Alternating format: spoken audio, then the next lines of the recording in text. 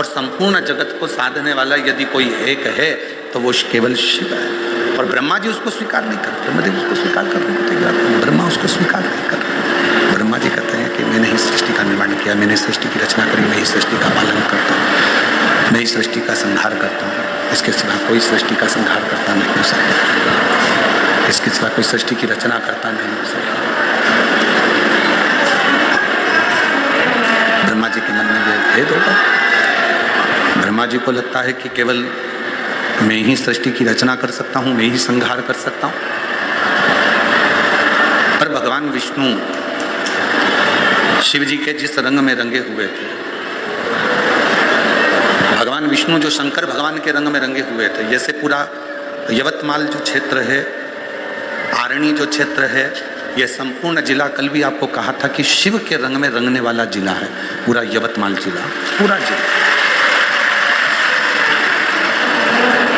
यहाँ का एक एक शिवालय, यहाँ का एक एक शंकर जी का मंदिर, एक एक शिव तत्व। और सबसे बड़ी खुशी की बात तो ये भी है कि यहाँ के जितने शिवालय हैं उसमें से आधे से ज्यादा शिवालय स्वयंभू प्रकट शंकर जी है, स्वयं।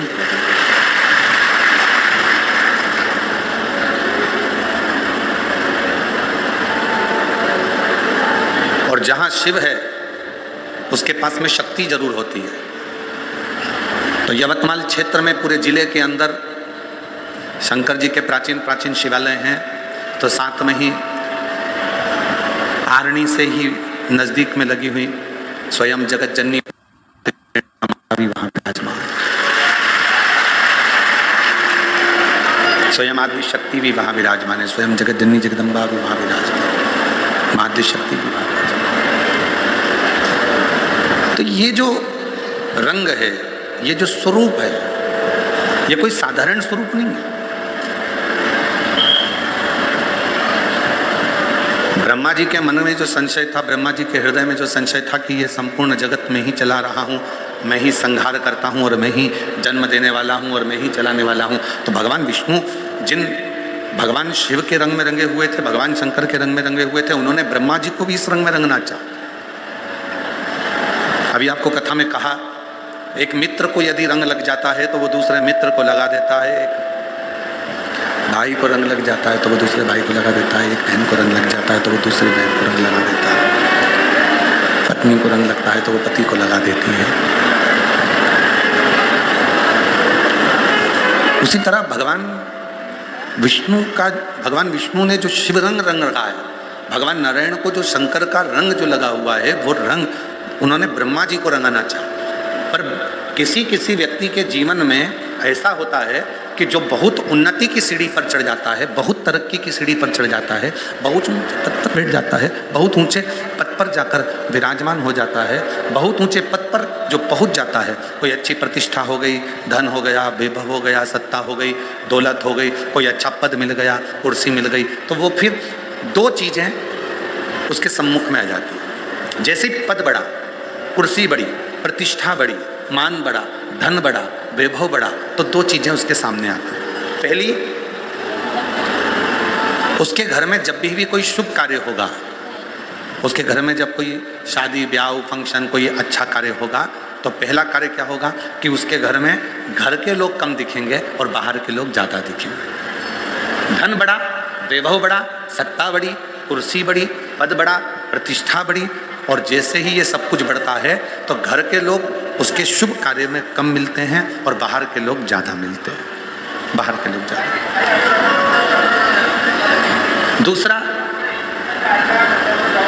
जब तक उसके पास में धन नहीं रहता, जब तक उसके पास में वैभव नहीं रहता, जब तक उसके पास में कुर्सी नहीं रहती, जब तक उसके पास में प्रतिष्ठा नहीं रहती, जब तक उसके पास में वैभव नहीं रहता, तब तक वो माता पिता की बात को, गुरु की बात को, ईश्वर के वचन को स्वीकार करता है।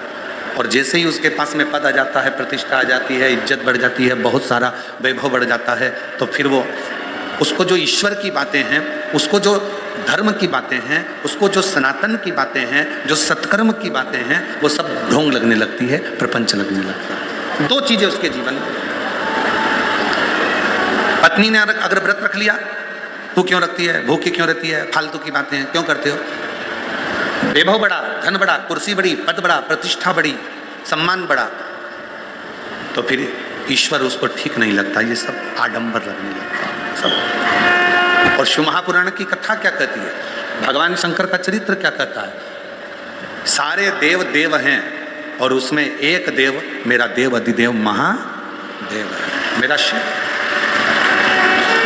जितने व्रत माता लक्ष्मी ने नहीं करे, जितने व्रत माता सरस्वती ने नहीं करे, जितने व्रत किसी इंद्राणी ने नहीं करे, जितने व्रत किसी देवता ने नहीं करे, उतने व्रत मेरी माँ जगतजननी जगदम्बा, उतने व्रत मेरी माँ आद्यशक्ति पार्वती माँ धारण करती है। जितने कोई ना कर पाया उतने व्रत मेरी माँ जगतजननी जगदम्बा ने धारण किए, उतने व्रत धारण। क्यों? माँ जगतजननी ये दिखाना चाहती है, माँ जगतजननी ये बताना चाहती है, माँ जगतजननी ये दिखाना चाहती है कि पद बढ़े, प्रतिष्ठा बढ़े, नाम बढ़े, शोहरत बढ़े, इज्जत बढ़े, धन बढ़े, तो उसके साथ में तुम्हारी श्रद्धा और तुम्हारा विश्वास भी बढ़ना चाहिए। तुम्हारी श्रद्धा भी बढ़े और विश्वास भी।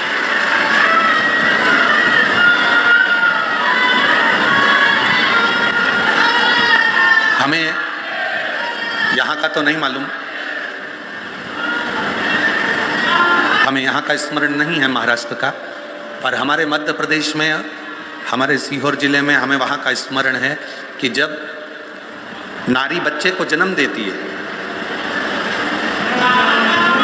एक माँ अपने बच्चे को जब जन्म देती है, एक नारी जब बच्चे को जन्म देती है, घर पर जब उसको लेकर आते हैं उस नारी को, बच्चे को, तो उस नारी को जब बच्चे को नारी को घर पर लेकर आते हैं तो उसके कमरे में, उसके कक्ष में थोड़ा सा कंडा जलाकर या अग्नि जलाकर अजवाइन की उसको धूप दी जाती है। उसके केश, उसके बाल, उसके कपड़े, उस पर अजवाइन की गंध दी जाती है, थोड़ी अग्नि जलाकर। यहाँ का नहीं मालूम हमको, पर यहाँ भी अगर हो सकता है कि कई माताएं तो अगर जानती होंगी तो हो सकता है कि जब हॉस्पिटल से या बच्चे को लेकर माँ अपने घर में आती है, स्नान करती है, स्नान करने के बाद जो माँ बच्चे को जन्म देती है वो स्नान करती है तो उसके बालों में अजवाइन की गंध दी जाती है, उसके कपड़ों में अजवाइन की गंध दी जाती है। थोड़ा सी आग जलाई जाती है, कोयला या कंडा, फिर उसमें अजवाइन आदि डाली जाती है, उसमें गंध दी जाती है। इधर होता है क्या?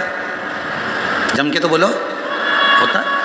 हमने गुजरात में भी पूछा था तो उन्होंने भी कहा था वहाँ भी होता है। हम एक बार हरियाणा में भी पूछे थे, वहाँ भी होता है। महाराष्ट्र में पूछना रह गया था तो आपसे पूछ लिए। एक कथा मिलती है, कई बहुएं कहती हैं क्या माँ ये आजकल का ये ढोंग प्रपंच है, आजकल का ये गलत कर्म है, पर एक कथा मिलती है आनंदेश्वर महादेव। एक आनंदेश्वर महादेव की कथा मिलती है, बड़ी सुंदर कथा। 84 महादेव उज्जैनी में अवंतिकापुरी में हैं। उन 84 महादेव में एक महादेव आनंदेश्वर महादेव, शायद 33 नंबर पर होना चाहिए, 33वें नंबर पर। हो सकता है कि नंबर हमारे स्मरण में ना हो, पर थोड़ा बहुत स्मरण में है कि 33वें नंबर पर आनंदेश्वर महादेव होना चाहिए। एक कथा मिलती है और उस कथा में ये दो चीजें आती हैं, दो चीजें सामने आती हैं। एक आती है, स्त्री जब बच्चे को जन्म देती है और जन्म देने के बाद उसके कक्ष में प्रथम बार अग्नि का प्रवेश कराया जाता है, उसमें अजवाइन दी जाती है, उसका महत्व। और दूसरा, जब चैत्र आता है और चैत्र की जो पूर्णिमा होती है, उस चैत्र की पूर्णिमा में भगवान शंकर को चावल का दाना चढ़ाकर पुत्र की कामना करी जाती है, संतान की कामना करी जाती है। दो चीजें इस कथा में मिलती है, आप थोड़ा ध्यान लगाकर इसको श्रवण करें। आनंदेश्वर महादेव 84 महादेव में एक महादेव है। अब उसका नंबर हमको तो स्मरण में है कि 33 नंबर पर होना चाहिए, पर यदि हमारे विवेक में वो नहीं नंबर आए तो उसमें आगे पीछे हो सकता है। पर आनंदेश्वर महादेव का चरित्र बड़ा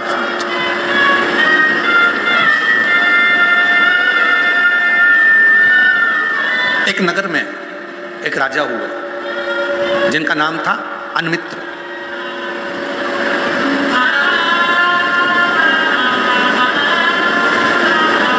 अनमित्र राजा की धर्मपत्नी का नाम था वरवणी।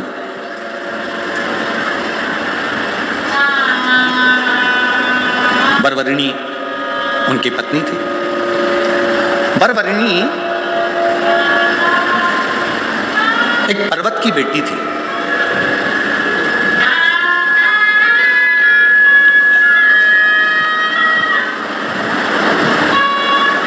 बड़ी सुंदर थी, विद्वान भी बहुत थी।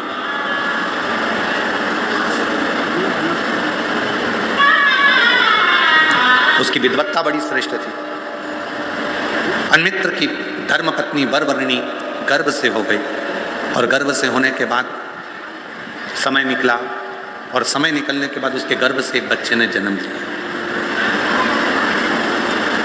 पहली बार बरबरिणी उस बच्चे को जन्म देने के बाद उस बच्चे को देखती है तो उसकी जिंदगी में उसको आनंद की अनुभूति होती है। और कौन मां है जो बच्चे को देखकर आनंद ना पावे?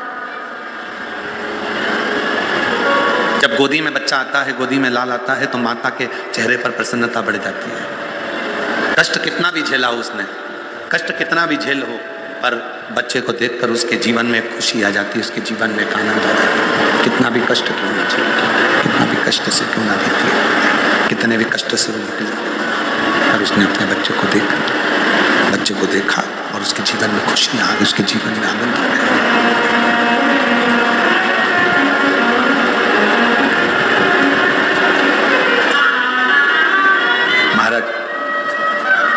बरबरिणी अपने पुत्र को देखती है, अपने बेटे को देखती है तो उनके जीवन में एक आनंद का अनुभव होने लगता है, आनंद की अनुभूति होने लगती है। अब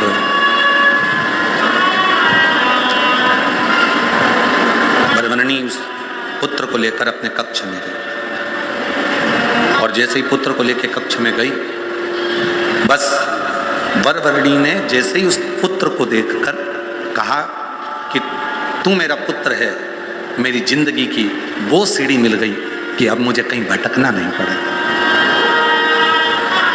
कहीं भटकना नहीं पड़ेगा। जो बालक गोदी में था उसने बोलना चालू कर दिया।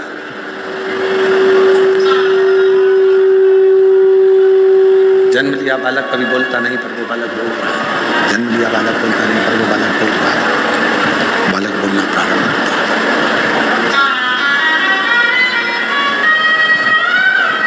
बरबरिणी ने तो सोचा था कि कभी कोई बालक बोलता ही नहीं है, वो बालक ने बोलना प्रारंभ कर दिया। शंभो शंभो शंभो शंभो शंभो शंभो शंभो शंभो शंभो शंभो शंभो शंभो। बरबरिणी को तो लगा कि बालक बोलने लगा, बोल रहा है। अब जब बालक बोलने लगा, उसके मुख से आवाज निकलने लगी, शब्द निकलने लगा। बरबरिणी जैसे ही बोली कि तू मेरा पुत्र है, तू मेरा आनंद है, तू मेरी वो सीढ़ी है जो मुझे सुख प्रदान करेगी, तो वो सीढ़ी है जो मुझे सुख देगी, आनंद देगी, सुख प्रदान करेगी। शंभु शरणे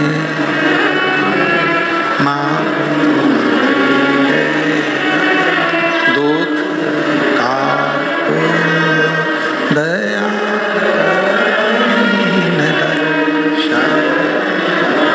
ओ शंभु शरणे मांगू घड़ी रे दुख काटो।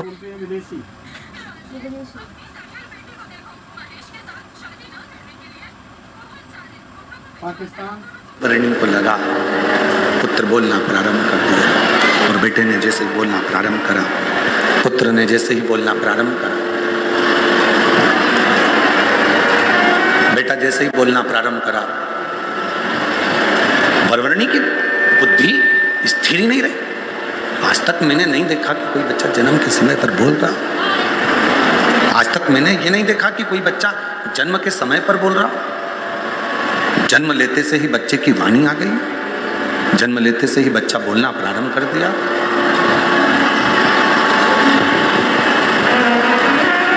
ये विचार ही नहीं करा कभी जिंदगी में, क्या ऐसा हो सकता है?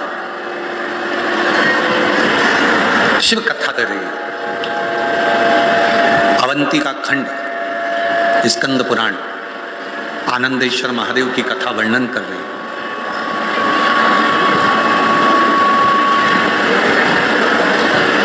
जैसे ही वरवरणी बेटे की आवाज सुनती है, शब्द सुनती है, तो कहती है,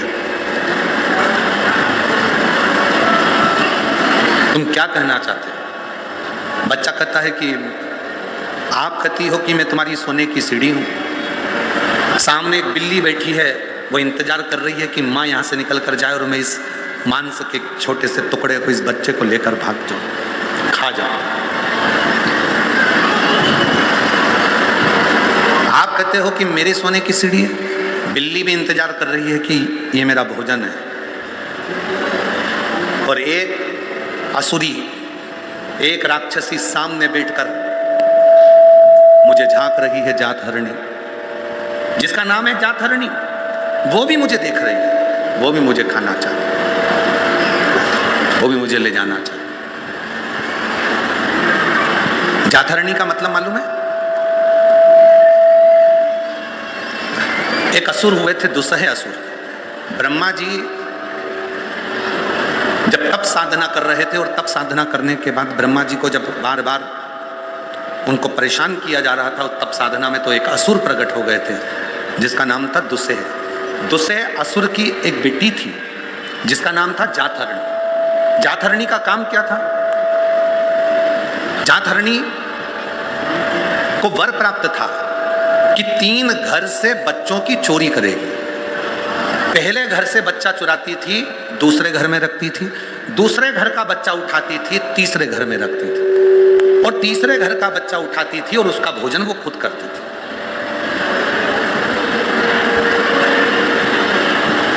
प्रथम घर के बच्चे को ले जाकर दूसरे बच्चे के घर में रख देना, दूसरे के घर का बच्चा उठाकर तीसरे के घर में रख देना, और तीसरे का बच्चा उठाकर स्वयं उसको खा लेना। ये जातहरणी का भोजन था। वो असुरी का भोजन ही यही था। वो जातहरणी असुरी का भोजन यही था। उस भोजन को बड़ा आश्चर्य, और बच्चे के मुख से सुनना। बच्चे ने कहा कि एक तरफ तो बिल्ली बैठी है, वो भी मुझे खाना चाहती है, और दूसरी तरफ जातहरणी है जो मुझे उठा कर ले जाना चाहती है, और एक तरफ तुम कहती हो कि तू मेरी सोने की सीढ़ी। माँ, बच्चे से उतना ही प्रेम करना चाहिए जितने बच्चा बिगड़े ना। बच्चे से उतना स्नेह करो। बच्चे को मोबाइल दो, मना नहीं है। बच्चे को लैपटॉप दो, मना नहीं है। बच्चे को शॉपिंग पर लेकर जाओ, मना नहीं है। पर बच्चे से उतना स्नेह करना जिससे बच्चा आपका कहीं गलत संगत में ना चला जाए। पर आज के जमाने में तो लोग बच्चे को भी झूठ बोलना सिखा देते। एक बच्चा जिद कर रहा था, मम्मी जा रही थी किटी पार्टी में, और बच्चा जिद कर रहा था, मैं भी चलूंगा, मैं भी चलूंगा। माँ ने कहा नहीं, तेरी पढ़ाई कढ़ाई में, एग्जाम कढ़ाई में, चल पढ़ने बैठ, अभी ट्यूशन वाले सर आते होंगे, चल कोचिंग कर, पढ़। बच्चा कहने लगा नहीं, मैं भी जाऊंगा, मैं भी जाऊंगा। बच्चा जिद करने लगा। माँ ने 10 रुपए निकाले पर्स में से, बच्चे को दे दिए, ले टॉफी खा लेना, और कोई भी आए ना और पूछे तेरी मम्मी कहाँ गई, तो कह देना पापा के साथ घूमने गई। झूठ बोलना किसने सिखाया? माँ ने। कह देना पापा के साथ घूमने गई। अब आज मालूम पड़ा कि कोई साहब मर गए, पापा की जल्दी छुट्टी हो गई, और पापा की जल्दी छुट्टी हुई। पापा की जल्दी छुट्टी हुई, और जैसे ही पापा की जल्दी छुट्टी हुई तो पापा आज घर पर जल्दी आ गए, और घर पर आए, उन्होंने दरवाज़ा बजाया। घर पर आने के बाद में दरवाज़ा बजाते, और दरवाज़ा बजाया। घर पर आकर पापा ने जैसे ही दरवाज़ा बजाया, वो पप्पू बाहर आया। आकर उसने टॉफ़ी खा रहा था। पिताजी ने, पिता की आदत रहती है, आते से पूछते क्या तेरी मम्मी नहीं दिख रही? आते से पूछेंगे तुमचा आई कट है, आई कहाँ है? तुरंत आते से पूछेंगे। और उसने तुरंत आते से पूछा, क्यों तेरी माँ नहीं दिख रही, तेरी मम्मा नहीं दिख रही? इतने में बच्चा टॉफ़ी खा रहा था, उसने देखा ही नहीं कि पापा है। उसने तो कह दिया मम्मी पापा के साथ घूमने गई है। पापा ने एक थप्पड़ रख कर दिया, तेरा बाप यहाँ खड़ा, किसके साथ चली गई? तेरा पिता तो यहीं खड़ा, फिर वो गई किसके साथ? किसके साथ? बस इतना सुना। झूठ बोलना सिखा दिया माँ ने। बच्चे को ट्यूशन में बैठकर पढ़ाना सिखाना पड़ता है, बच्चे को कोचिंग देना पड़ती है। केवल एक मोबाइल ऐसा होता है कि किसी बच्चे को मोबाइल की कोचिंग नहीं देना पड़ती है। बच्चा पैदा होने से पहले मोबाइल चलाना सीख जाता है, गर्भ में रहता है, और डॉक्टर कह देते हैं बेड रेस्ट, तो माँ दिन भर मोबाइल लेकर बैठी रहती है और बच्चा अंदर देखता रहता है, ऐसे खोलना है, ऐसे चलना है, व्हाट्सअप ऐसे चलाना है, इंस्टाग्राम ऐसे चलाना है, फेसबुक ऐसे चलाना है, ऐसे यूट्यूब चलाना है, ऐसे ये करना है। बच्चा अंदर बैठे बैठे बैठे बैठे सब सीख जाता है। फिर माँ उस बच्चे को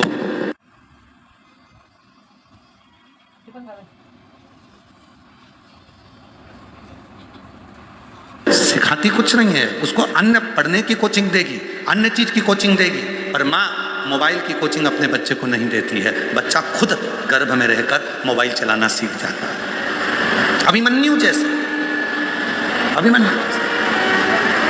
चक्रव्यूह में जाना सीख गया, पर आधे में माता सो गई तो नींद में वो नहीं निकलना नहीं सीखा।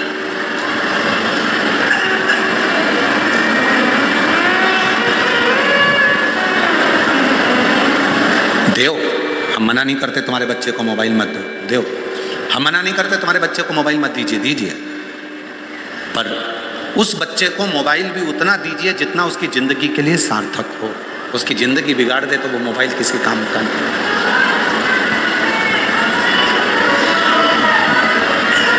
देव मना नहीं है, पर उसकी जिंदगी ना बिगड़े, उसका जीवन सार्थक हो, उसके जीवन में कभी उसको कष्ट ना हो, उतना दीजिए। शिव कथा करिए, भगवान शंकर का चरित्र करिए। मैंने तेरे ही भरोसे बाबा, तेरे ही भरोसे हवा बीच उड़ती जावांगी बाबा, डोर तो चढ़ी कटी जावांगी, भोले मैं तेरी कदम, शंभू मैं तेरी कदम, हवा बिच उड़ती जावांगी बाबा, डोर हत्तो छड़ी नाम कटी। शिव कथा कर रही है, भगवान शंकर का चरित्र कह रहा है। उस जातरणी ने, वो बच्चा कह रहा है, एक तरफ बिल्ली बैठी है, एक तरफ जातरणी बैठी है, एक तरफ तुम बैठी हो, तुम कह रही हो कि ये मेरा पुत्र है, तुम कहती हो कि मेरी सोने की सीढ़ी है, ये स्वर्ण सीढ़ी। वो जातरणी मुझे देख रही है, माँ तुम मुझसे प्रीत मत रखो। वो बच्चा कह रहा है अपनी माँ बरबरनी से, तुम मुझसे प्रीत मत रखो, मैं तो कुछ दिन का हूँ, थोड़े से दिन मेरे जीवन के, मुझे थोड़ा सा दिन मिला है जीवन, मेरी थोड़ी सी जिंदगी है, जितना चलूँगा चलूँगा।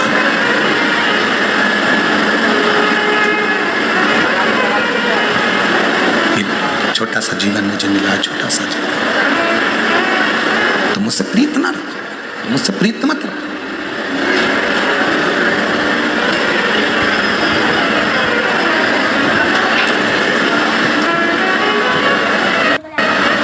थोड़ी देर बाद एक ये बालक बरबरनी का और एक कपिल देव जी महाराज। कपिल देव जी महाराज ने भी अपनी माता देवहूति को ज्ञान दिया था, और बरबरनी का जो पुत्र हुआ है आनंद, उसने भी अपनी माता को ज्ञान दिया। देवहूति को जो ज्ञान मिला था, उस देवहूति ने उस ज्ञान से अपने जीवन को सार्थक कर लिया।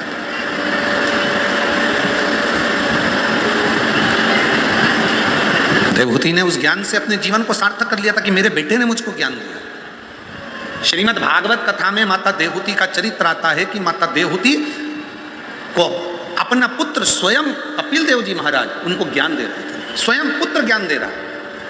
और शिव पुराण यह कहती है कि ज्ञान कहीं से भी प्राप्त हो, कैसे भी प्राप्त हो, कभी भी प्राप्त हो, उसको ग्रहण कर लेना चाहिए। पर ज्ञान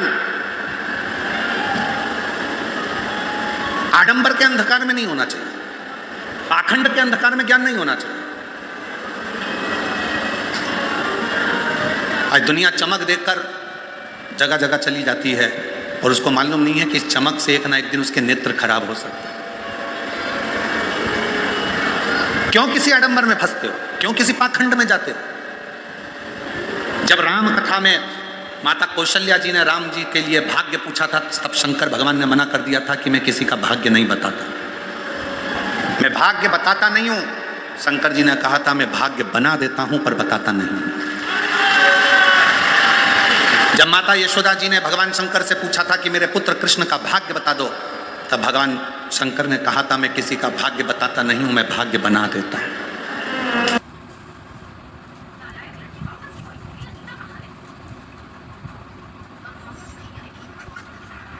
शिव भगवान शंकर की शिव पुराण, भगवान शंकर पर चढ़ाया गया एक लोटा जल, भगवान शंकर का भजन, भगवान शंकर का स्मरण, भगवान शंकर की कथा, भगवान शंकर का मंत्र जाप, श्री शिवाय नमस्तुभ्यम, ओम नमः शिवाय, नमः।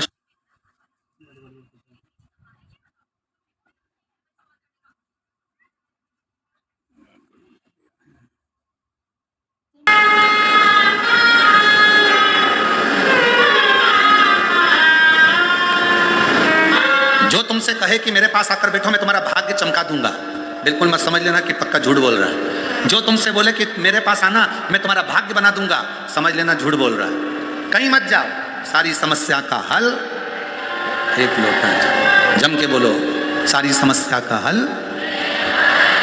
जब सियोर वाला बाबा इतना डंका पीट पीट के कह रहा है कि कहीं मत जाओ, एक लोटा जल चढ़ाओ, तुम्हारी किस्मत तुम्हारा भोलेनाथ बना देगा, कहीं मत जाओ, अपने घर के मंदिर में जाओ, अपने घर के पास के मंदिर में एक लोटा जल चढ़ाने जाओ, कहीं किसी चुंगल में मत फंसो, किसी के आडंबर में मत फंसो। क्यों फंसो?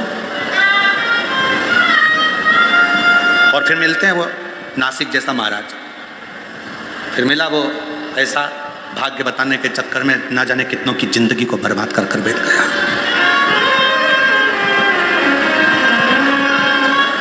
क्यों जाना, क्यों आडंबर में फंसना, क्यों पाखंड में फंसना? एक लोटा जल सारी समस्या का हल। जब दुनिया का हल, राम जी महाराज सेतु पर चढ़ाई, सेतु बांधना चाहते हैं, लंका पर चढ़ाई करना चाहते हैं, तो मेरे राम जी ने एक लोटा जल चढ़ाया, शिव जी को राजी करा, लंका का राज्य पाया। मेरे भगवान कृष्ण के घर में जब 16,108 रानियां थी, संतान का सुख नहीं हुआ, तो गर्गाचार्य बाबा से पूछा कि मैं क्या करूं जिससे मुझे संतान हो। गर्गाचार्य बाबा ने कहा शिव जी की साधना करो, एक लोटा जल चढ़ाओ। एक एक रानी के साथ में 11-11 दिन तक बैठकर भगवान कृष्ण ने 16,108 रानियों के साथ बैठकर शिव जी की साधना करी, और उनके घर में 1,77,186 बच्चे हुए। शिव की कृपा से, शंकर की कृपा से, शिव की उदार, शंकर की साधना से। राम जी शिव जी की साधना करते, भगवान कृष्ण शिव की साधना करते। ऐसा कोई देव बता दो जो भगवान शंकर की साधना नहीं करता। भागवत पुराण, अग्नि पुराण, नर्मदा पुराण, पद्म पुराण, जितनी पुराण उठाकर देखना, सारी पुराणे उठाकर देखिए।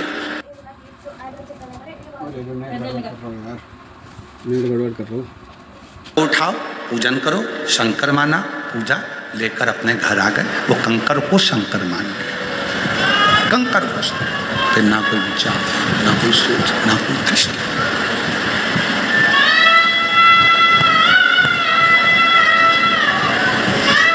एक प्रसंग याद आता है। एक लड़का एक लड़की से कहता है मैं तुझसे इतना प्रेम करती हूँ, इतना प्रेम करता हूँ, मैं तुझे इतना प्रेम करता हूँ कि हर जगह जिसे देखूं मुझे तू ही नजर आती है। मैं तुझसे इतना प्रेम करता हूं, इतना प्रेम करती हूं कि जहां देखूं मुझे हर एक में तू ही नजर आता है। अगर हर एक में तू ही नजर आता है तो फिर ये प्रेम कहां हुआ? प्रेम किसको कहते हैं? कि तेरे सिवा कोई और नजर ना आए तो समझ लो कि प्रेम हुआ है। प्रेम। और लोग क्या कहते हैं, मैं इतना प्यार करती हूँ, इतना प्रेम करती हूँ, इतना प्रेम करती हूँ कि हर एक में तू ही दिखता, हर एक में तू ही दिखता है। मतलब प्रेम है ही। प्रेम होता तो तेरे सिवा और कोई ना दिखता तो समझो कि प्रेम हुआ है, तो समझो कि प्यार हुआ।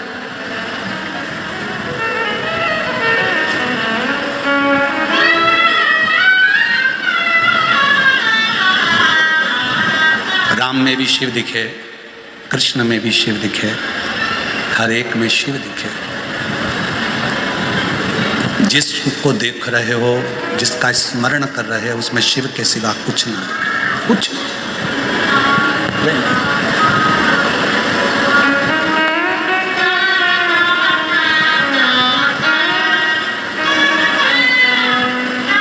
कोई दूसरा दिखे नहीं।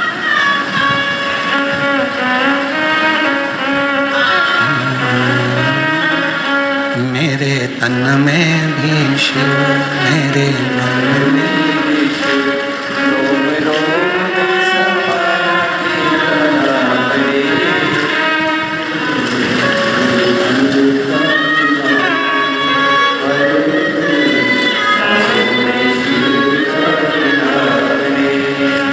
मेरे तन में भी शिव, मेरे मन में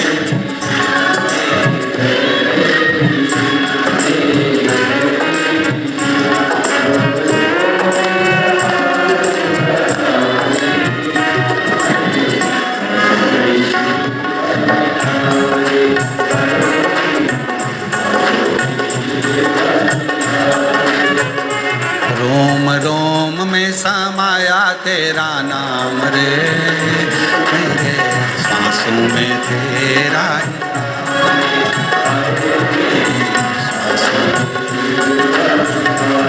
दोनों हाथों से ताली से बजाते थोड़े भाव से। जैसे चंदा में शिव, जैसे सूरज में शिव, अंबर तारों में समाया शिव का नाम रे। सांसों में शिव का नाम रे, आए मेरी सांसों में शिव का नाम रे।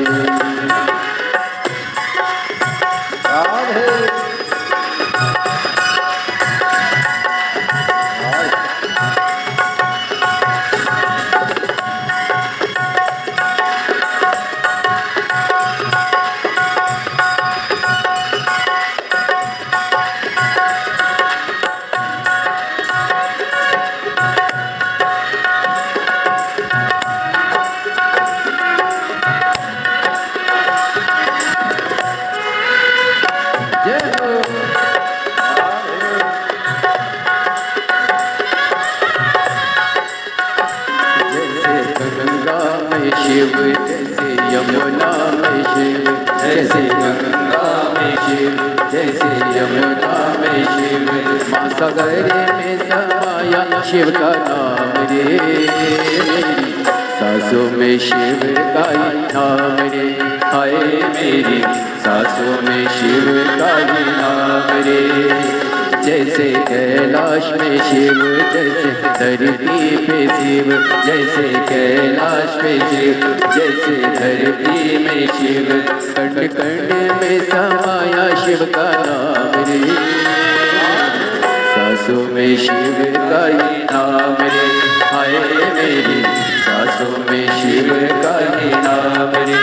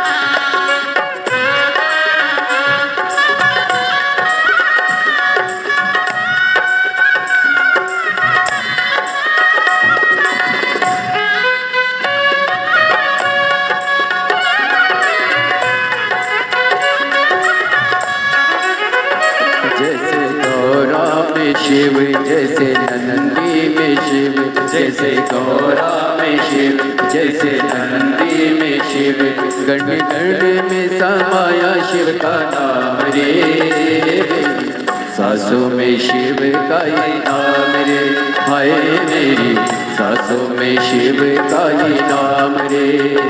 जैसे ध्यान में शिव, जैसे ज्ञान में शिव, जैसे ध्यान में शिव, जैसे ध्यान में शिव, वेद पुराण में समाया शिव का नाम रे, सासों में शिव का ही नाम रे, हाय मेरी सासों में शिव का ही नाम रे।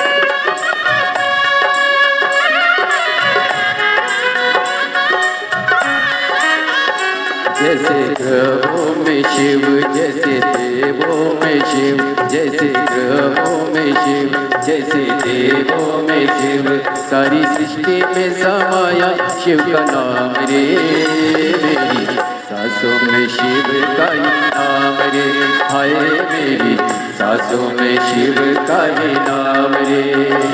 रोम रोम में समाया शिव का नाम रे, मेरी सासों में शिव का ही नाम रे, हाय मेरी सासों में शिव का ही नाम रे, हाय मेरी सासों में शिव का ही नाम रे।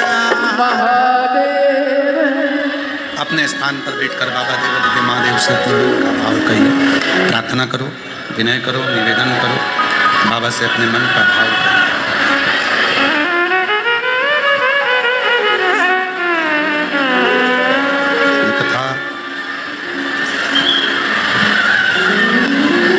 आरणी में, यवतमाल में जो कथा चल रही है ये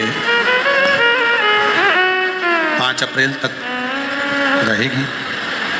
उसके बाद में कथा 8 से 14 अप्रैल भीलवाड़ा राजस्थान में रहेगी 2 बजे से 5 बजे तक। फिर 17 अप्रैल से 23 अप्रैल तक दिल्ली में रहेगी।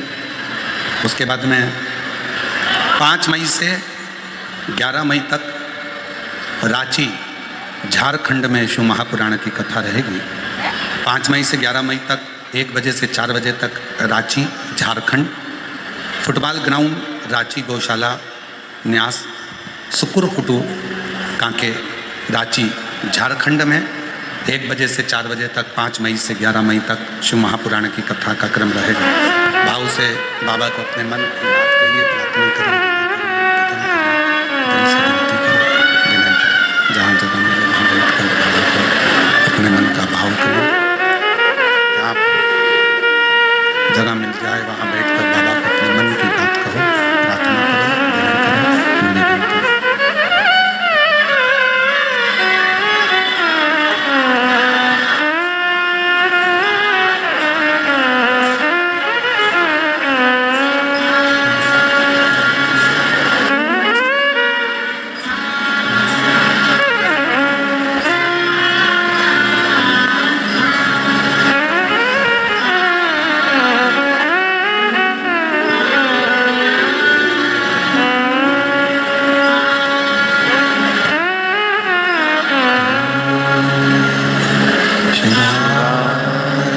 नमस्ते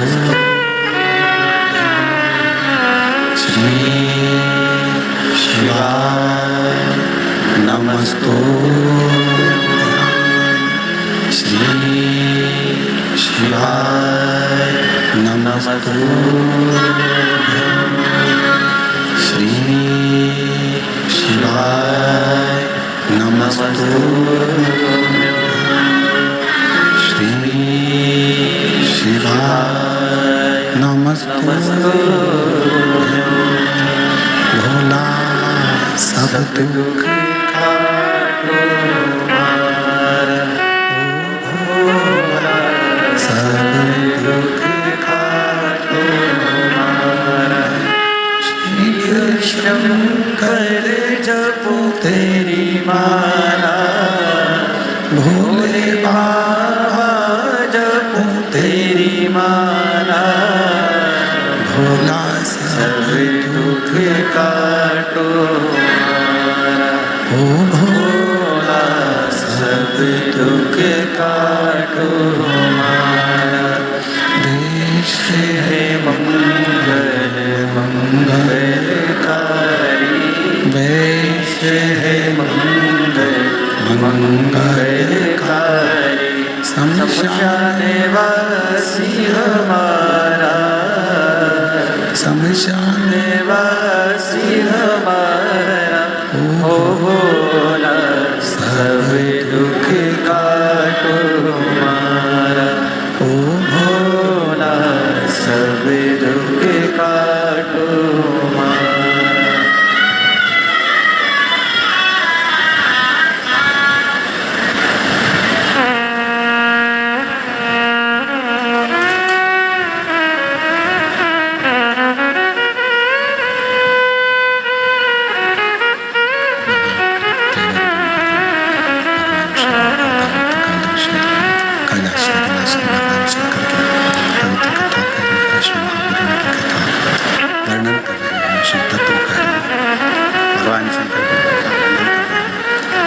पवित्र कथा कर रहे हैं।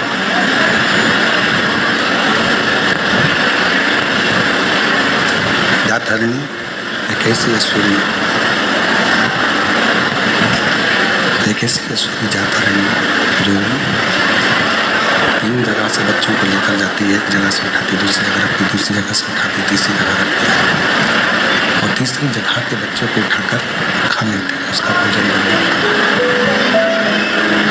उसका भोजन बन जाता है। इसी जगह के बच्चे को उठाकर उसका भोजन बना लेती है। जाता है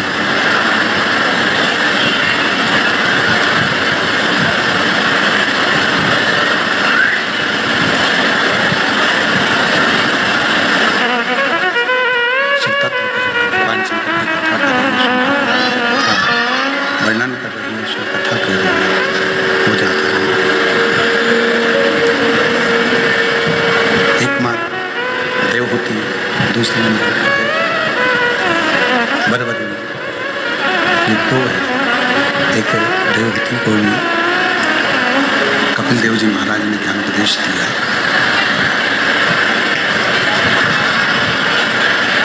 और वरवर्णी को भी उसके पुत्र ने ज्ञान उपदेश दिया।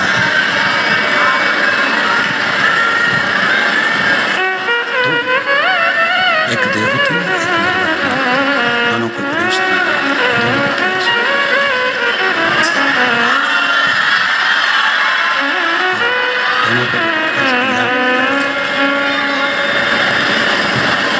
देवहूति उपदेश को, देवहूति माता कपिल देव जी महाराज के उपदेश को शंभु शरण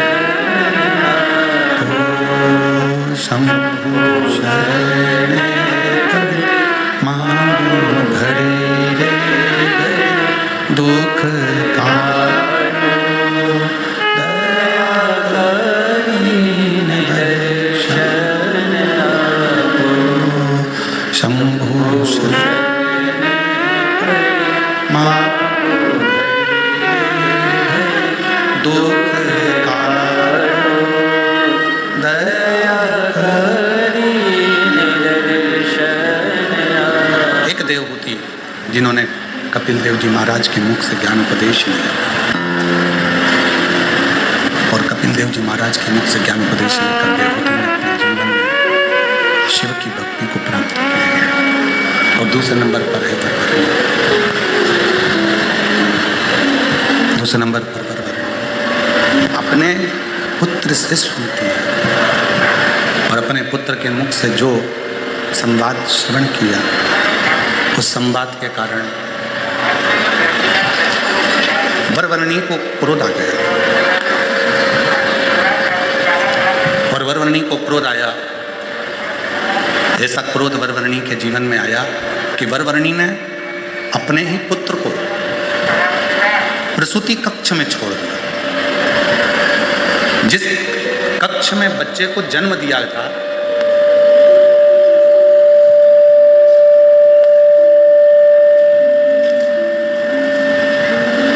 जिस कक्ष में बच्चे को जन्म दिया था उसी कक्ष में अपने पुत्र को छोड़ दिया। क्यों? क्योंकि वो बच्चा उपदेश दे रहा था। अब दो उपदेश का क्रम शिव महापुराण कथा कर रही है। एक है माता देवहूति के लिए कपिल देव जी महाराज का उपदेश और दूसरा है वरवरनी के लिए आनंद का उपदेश, वरवरनी के पुत्र आनंद का उपदेश। दो उपदेश।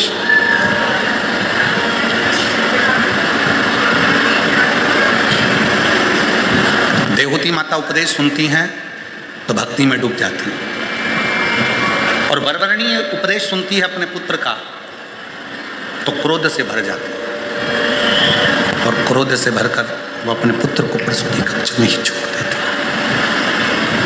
प्रसूति कक्ष में छोड़ देती है, उसको छोड़कर वापस चली जाती है। अपने कक्ष में वापस चली जाती है।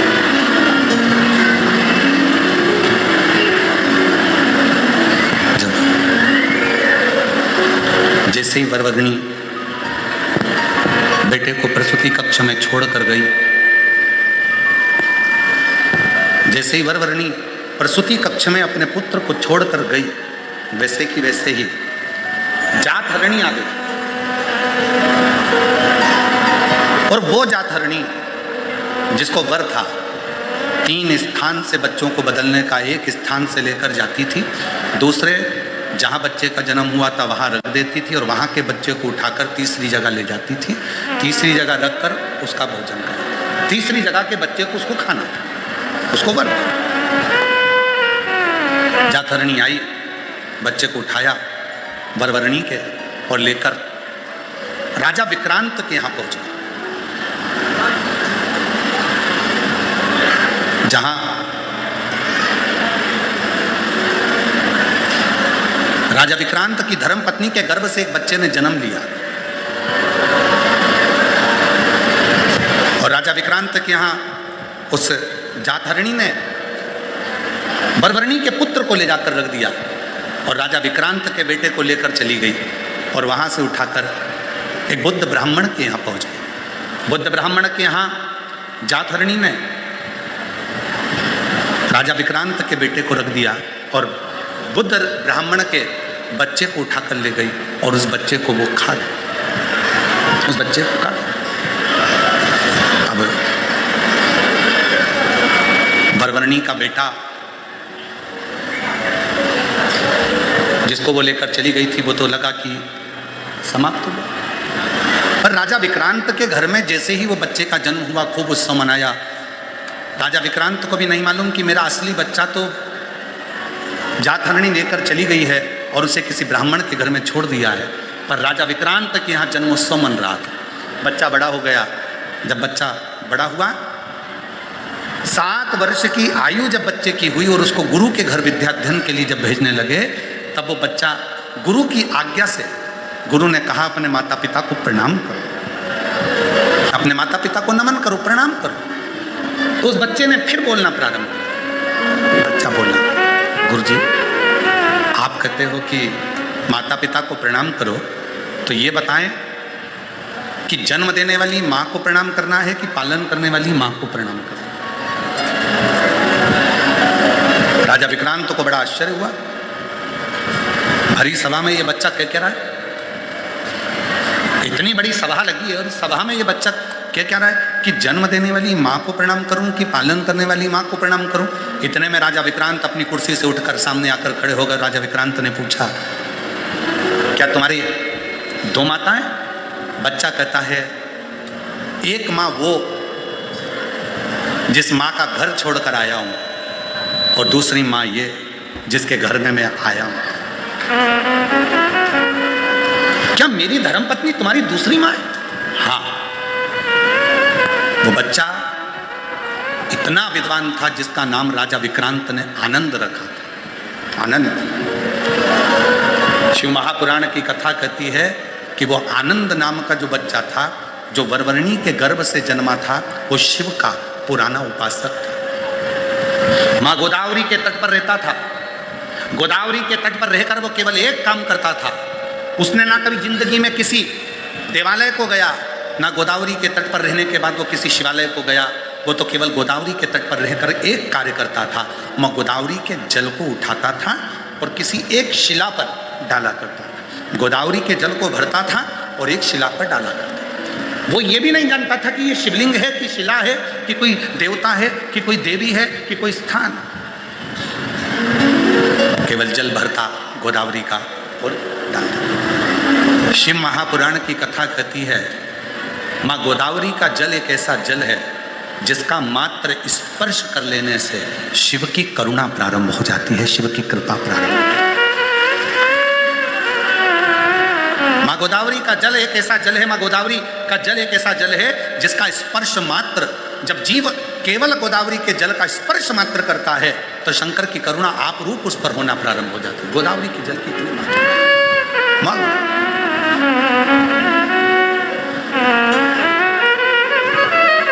और महाराष्ट्र वालों को तो बड़ी कृपा है माँ गोदावरी की।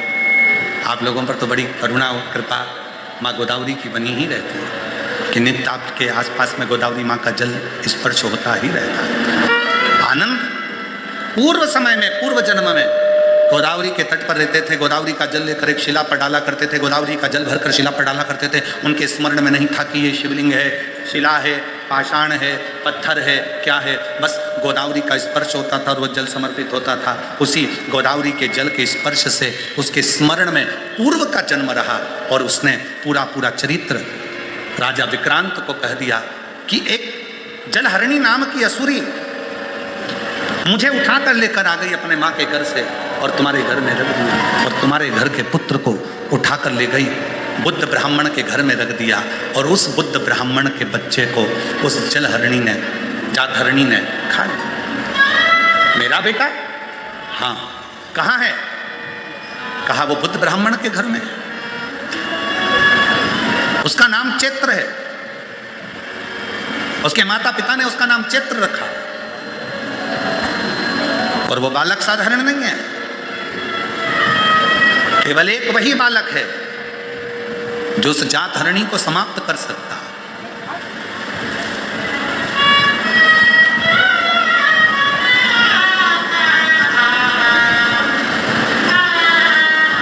राजा विक्रांत उस बच्चे का कहना मानकर बुद्ध ब्राह्मण के घर पहुंच गए और बुद्ध ब्राह्मण के घर जाकर कहा कि महाराज ब्राह्मण देवता, आपके घर में जो पुत्र है ना, वो मेरा पुत्र है, मेरा पुत्र, मैं राजा विक्रांत, मेरा बेटा आपके घर में है। बुद्ध ब्राह्मण ने कहा, यदि वो आपका बेटा है तो मेरा बेटा कहाँ गया? तो कहा उसको तो जातहरणी खा गई, जातहरणी खा गई। जैसे ही अपने पिता बुद्ध ब्राह्मण को दुखी देखा तो चैत्र उठा और उठते से ही एक कुश का भाग लेकर दौड़ पड़ा उस जातहरणी को मारने के लिए। जातहरणी हाथ जोड़कर खड़ी हो गई, तुम मुझे मत मार। जिस घर में बच्चे का जन्म होगा उस घर में यदि अग्नि का प्रवेश होगा या लोहे का कोई सामान, लोहे की कोई कील, लोहे का कोई पदार्थ, उस जन्म लेने वाली, उस जन्मे हुए बच्चे को जिस कक्ष में रखा जाएगा उस कक्ष में अगर लोहे का कोई सामान होगा या उस कक्ष में अग्नि का प्रवेश होगा तो मैं उस कक्ष में कभी प्रवेश नहीं करूँगा। उस दिन से नियम है, बच्चे को लेकर जब माँ अपने कक्ष में आती है, स्नान करती है, तो उसको बालों को सेकने के लिए अग्नि दी जाती है, धूप दी जाती है, जिससे वो जातहरणी इसके घर में प्रवेश न करे। कक्ष में प्रवेश किया। चित्र ने छोड़ा। जाधरणी ने एक वर और मांग लिया, जब आप मुझे इतना वर दे रहे हो तो संसार में कितनी नारियां हैं, संसार में कितनी माताएं। मैं जानती हूं कि मैं जाधरणी हूं, मैं बच्चों को खा जाती हूं, पर संसार में ना जाने कितनी माताएं, कितनी नारियां हैं, उनका गर्भ नहीं है, उनके गर्भ से संतान नहीं, उनके गर्भस्थता नहीं। तब कहा, मैं चैत्र आज वर देता हूं, शिव की आज्ञा का मैं अनुमोदन करने वाला, शिव को भजने वाला, शंकर की स्तुति करने वाला, और जिस आनंद ने ये सारी लीला सुनाई है उसके साक्षीकरण कर कर मैं वचन देता हूं, यदि कोई नारी, कोई स्त्री श्वेत अक्षत, श्वेत पुष्प चैत्र पूर्णिमा के दिन शिव को समर्पित करती है, उसके गर्भ से संतान जरूर होती है। तो बिना संतान के रह नहीं सकती, उसको संतान की प्राप्ति जरूर। और साधुता है पूरे आरण्य वासियों को कि वो चैत्र की पूर्णिमा, यदि आप लोग नेट पर सर्च करेंगे, गूगल पर सर्च करेंगे, तो साउथ में, दक्षिण में जो चैत्र की पूर्णिमा होती है उसे शिव झूलन पूर्णिमा भी कहते हैं। दक्षिण में कल भगवान शंकर को झूले में शिवलिंग को रखकर झुलाया जाता है। कल की जो पूर्णिमा है चैत्र की, उसको शिव झूलन पूर्णिमा भी कहते हैं दक्षिण। कल हनुमान जी की जन्मोत्सव की पूर्णिमा चैत्र। संपूर्ण देशवासियों को, संपूर्ण सनातनियों को श्री हनुमान जी महाराज के प्रागट्य की बहुत बहुत बधाई हो। शिव जी का अंश स्वरूप भगवान श्री हनुमान जी महाराज प्रकट हुए कल चैत्र। जैसे बैसाख और ज्येष्ठ 2 महीने ऐसे होते हैं जिन 2 महीने के किसी भी 2 प्रदोष पर यदि अनार का पुष्प शंकर भगवान को समर्पित करा जाता है, भगवान शिव जी को अगर अनार का पुष्प समर्पित करा जाता है तो संपदा की कमी नहीं होती, कभी वैभव की कमी नहीं होती। केवल 2 महीना ऐसा होता है, एक होता है बैसाख का महीना, एक होता है ज्येष्ठ का महीना। ये 2 महीने में कभी भी कोई सी भी 2 प्रदोष, किसी भी 2 प्रदोष को ले लो और उसमें अनार का फूल, जो अनार का फल लगता है उसमें फूल भी लगता है, अनार का यदि पुष्प, एक ही पुष्प यदि शंकर के शिवलिंग को समर्पित करा जाए तो कभी, हम तो यहाँ तक कहेंगे कि कोई बहुत छोटे से छोटा व्यक्ति है, भले हाथ गाड़ी चला रहा है, ठेला गाड़ी चला रहा है, रिक्शा चला रहा है, उसके पास धन नहीं है, बहुत कमज़ोर है, पैसा नहीं है, बहुत तकलीफ में है, बहुत दुखी है, तो हम तो उससे कहेंगे कि या तो बैसाख के महीने में या ज्येष्ठ के महीने में कोई भी 2 प्रदोष को अनार का पुष्प यदि वो समर्पित कर देता है तो निश्चित है उसके घर में वैभव संपदा बढ़ना प्रारंभ हो जाती है, कार्य में उन्नति। एक पत्र है, अच्छा है, देखिए।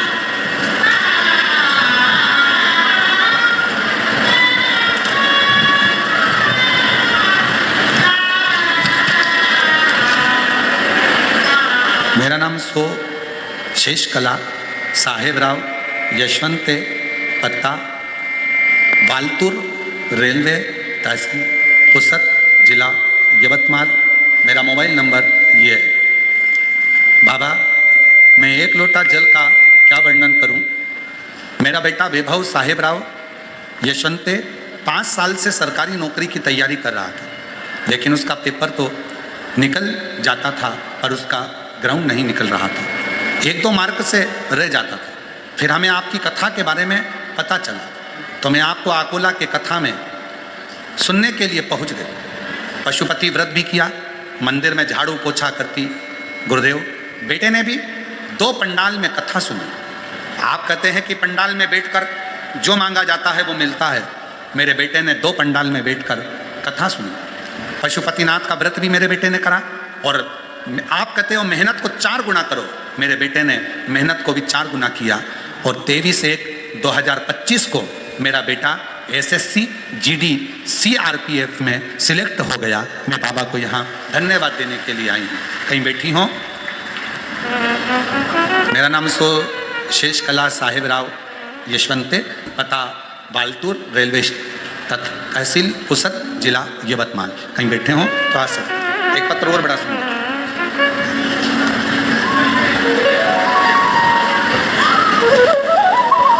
मैं अंत कला शिव शंकर रणखाब लाख तहसील ओढ़ा नागनाथ 8वां ज्योतिर्लिंग जिला हिंगोली महाराष्ट्र की रहने वाली हूँ।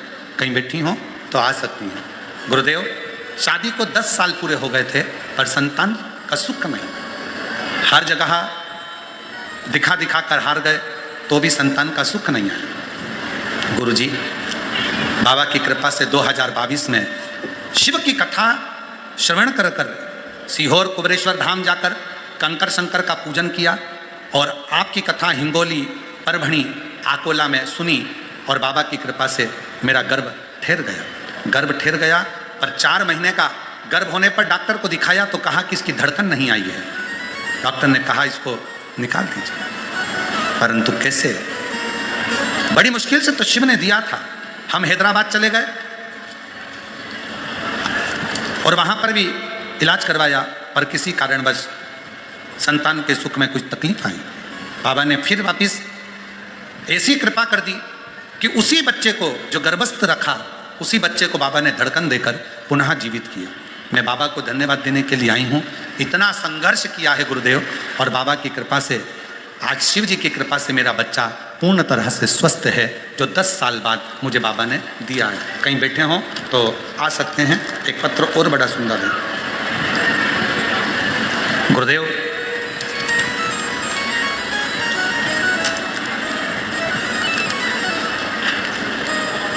मेरा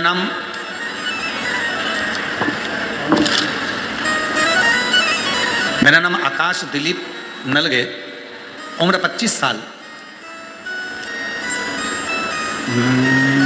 पढ़ के बता दे रहा क्या लिखा है। दिगरासा, जीजा माता नगर, तहसील दिगरासा, जिला यवतमाल के रहने वाले हैं। कहीं बैठे हों तो आ सकते हैं।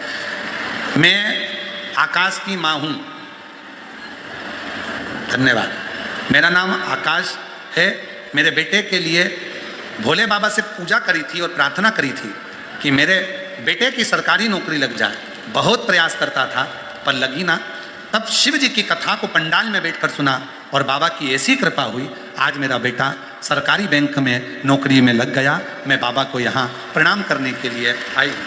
कहीं बैठी हों तो आ सकते हैं। एक पत्र और बड़ा सुंदर है।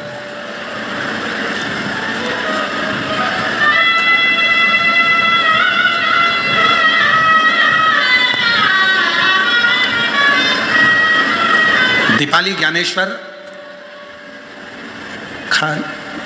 खंडबे रहने वाले सावंगी खुर्द दिग्रस जिला यवतमाल महाराष्ट्र की रहने वाली हूँ।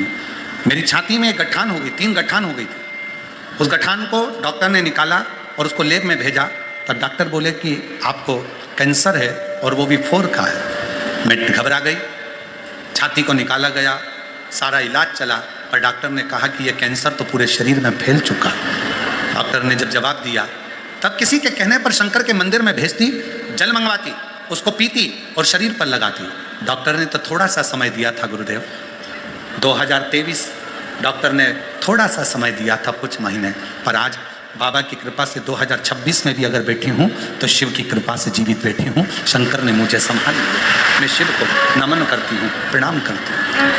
ये शिव कहीं बैठे हों तो आ सकते हैं। और जो जैसी भावना लाया वो वैसा ही कर पाया, नहीं खाली उसे लौटाया वो मन ही मन हर्षाया। सब बोलेंगे कर दिया माला माल काशी वाले, लुटा दिया भंडार काशी वाले, लुटा दिया भंडार काशी वाले, कर दिया माला माल काशी वाले। शिव कथा कर रही है। विक्रांत अपने पुत्र को लेने के लिए अपने बेटे को विक्रांत चित्र को लेकर आता है। जो बालक जाधरणी ने उठाकर विक्रांत के घर पर रख दिया था, उस बालक को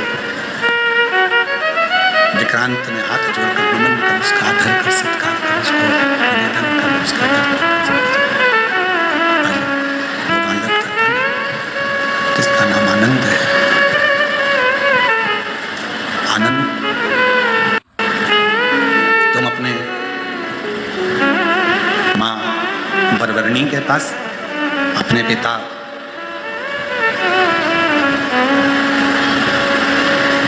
अनमित्र के पास जा सकते हो। आनंद ने मना कर दिया। मैं पूर्व में माँ गोदावरी के तट पर रहता था। माँ गोदावरी के तट पर मुझे गोदावरी नदी के जल का जो प्रताप मुझे मिला है, वो प्रताप कोई साधारण नहीं। माँ गोदावरी के जल का मैंने जो स्मरण करा, उसका फल मुझे ये मिला कि आज भी मुझे मेरे पूर्व का जन्म का स्मरण।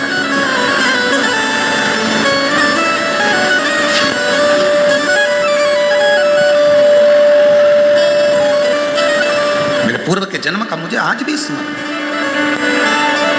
और मैं पुनः वापिस अपनी माँ वरवरणी के पास में, अपने पिता अनमित्र के पास में नहीं जाऊंगा। अब मैं सीधे वन में जाऊंगा। और वही आनंद महाकाल वन में पहुंच गया। तप में डूब गया, साधना में डूब गया। शिव की इतनी भक्ति करी, इतनी भक्ति करी, इतना स्मरण किया कि बाबा देव हरिदेव महादेव ने आनंद को दर्शन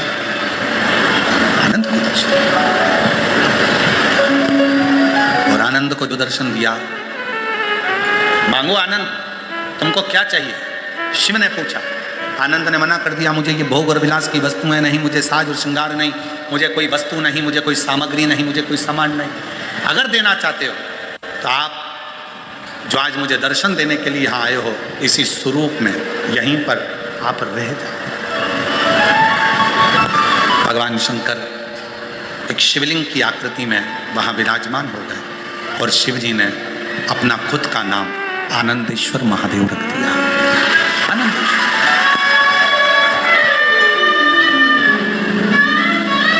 शिव जी ने अपना नाम आनंदेश्वर महादेव रख दिया।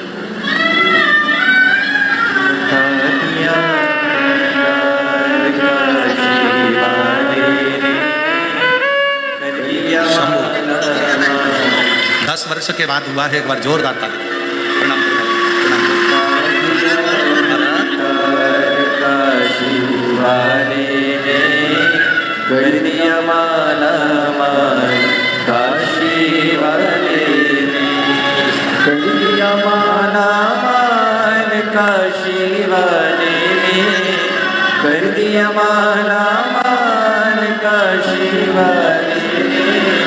लुटा दिया भंडार काशी वाले ने, कर दिया माला काशी वाले ने। शिव जी आनंदेश्वर महादेव के रूप में विराजमान, शंकर आनंदेश्वर महाराज। आज भी शिव महापुराण की कथा वर्णन करती है। जो बच्चे पढ़ने बैठे, विद्याध्ययन करने बैठे, और यदि पढ़ने के बाद उनके विवेक में, बुद्धि में वो चीज नहीं बैठ रही, याद नहीं रह रहा, तो 2 महादेव ऐसे हैं जिनका स्मरण करना चाहिए। एक है कपिलेश्वर महादेव और दूसरे हैं आनंदेश्वर महादेव। और माताओं से निवेदन है, जितनी भी मेरी माताएं बैठी हैं, जितनी मेरी जीजियां बैठी हैं, जितने मेरे जीजा बैठे हैं, जितनी मेरी बेटियां बैठी हैं, जितने मेरे बुजुर्ग माँ बाप बैठे हैं, उनसे निवेदन करो, मान लो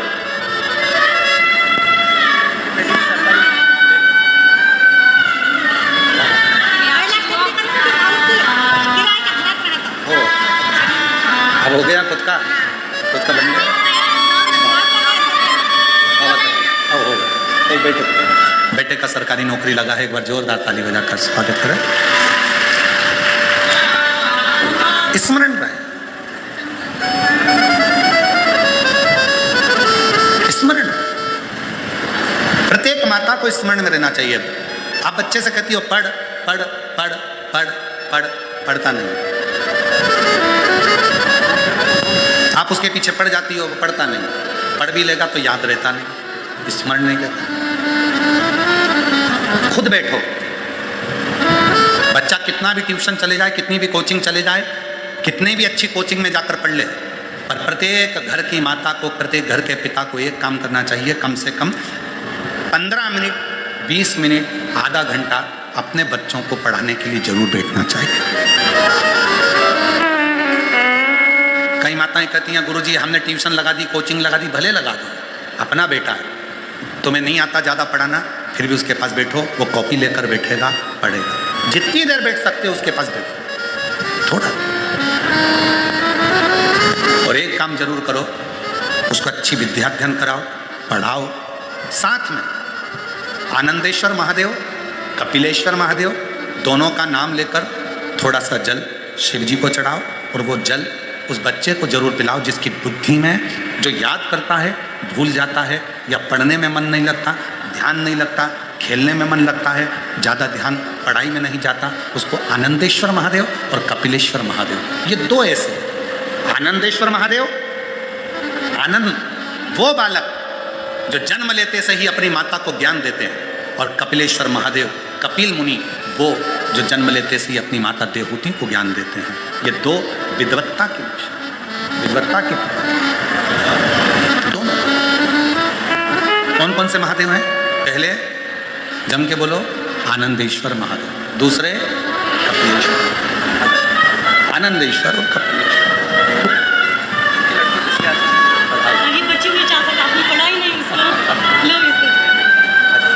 नाम करो, अब 4 साल के हो तो नाम तो रखना, 1.5 साल के नाम रखो, समझो, प्रणाम कर, प्रणाम कर, समझो, 4 साल के बाद हुई है, एक बार जोरदार ताली बजाओ, समझो। बेटे का सरकारी जॉब लगा है, बहुत बहुत साधुवाद, बधाई, खुशी हो मनाओ, तो लग गया जॉब है, अब एक बेटे को देना है,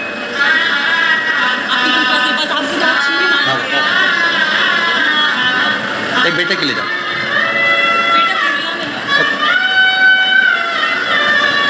शिव कथा कह रही है, 2 महादेव ऐसे हैं, एक आनंदेश्वर, एक कपिलेश्वर, जो बुद्धि प्रखर कर, बुद्धि प्रबल कर। और हम तो यहाँ तक कहेंगे, जो बुजुर्ग माताएं हो जाती हैं, बूढ़े जो हो जाते हैं, बुजुर्ग हो जाते हैं, अवस्था ज़्यादा हो जाती है, स्मरण शक्ति नहीं रहती, बार बार भूल जाते हैं, हाथ पैर में कंपन होने लगता है, थोड़ा थोड़ा हाथ धूजने लगता है, शरीर थोड़ा थोड़ा धूजता है, अपने आप उसके शरीर में कंपन रहता है, तो निवेदन है, एक दुर्वा शिव जी पे चढ़ाएं कपिलेश्वर महादेव के नाम से। उस दुर्वा को प्रदोष काल में, शाम का जो समय होता है, प्रदोष काल का जो समय होता है, उस समय पर उस दुर्वा को धीरे धीरे चबा चबा कर खाना प्रारंभ करें। 3-4 प्रदोष करेंगे, धीरे धीरे हाथ धूजना बंद हो जाएगा और स्मरण शक्ति प्रबल होगी। कपिलेश्वर महादेव, और दूसरे नंबर पर क्या है? आनंदेश्वर। ये 2 महादेव ऐसे हैं जिनका स्मरण विद्या को तीव्रता देता। रोते नहीं, आंसू पोंछ कर, आंसू पोंछो, अच्छे खुश हो, अब तो ठीक हो गए ना, अच्छा खुश होकर आंसू पोंछो। कैंसर था, डॉक्टर ने 2023 में कह दिया था थोड़े दिन की मेहमान है, घर के लोगों को कह दिया था सेवा करो।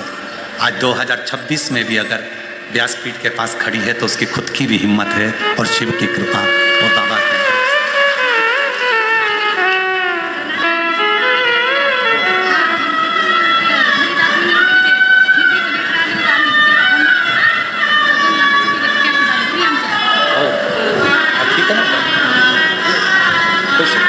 खुश होकर जाओ। हम तो बाबा के भरोसे चलते हैं, हम तो बाबा के भरोसे। 2 देव ब्रह्मा जी के मन के संशय को मिटा रहे हैं और ब्रह्मा जी को भी अपने रंग में रंगा रहे हैं। ऐसे भगवान नारायण, ब्रह्मा और शिव तीनों की सुंदर झांकियां पधार रही हैं। जोरदार ताली बजाकर स्वागत करिए। हर हर। सुंदर आज कथा का 2-3 दिवस विराम रहा। आज भी साउंड अच्छा नहीं चला। आशीष जी को हमने कल भी कहा था साउंड को बदलने के लिए, और समीर जी को भी सूचना करी है। अब जैसा हरी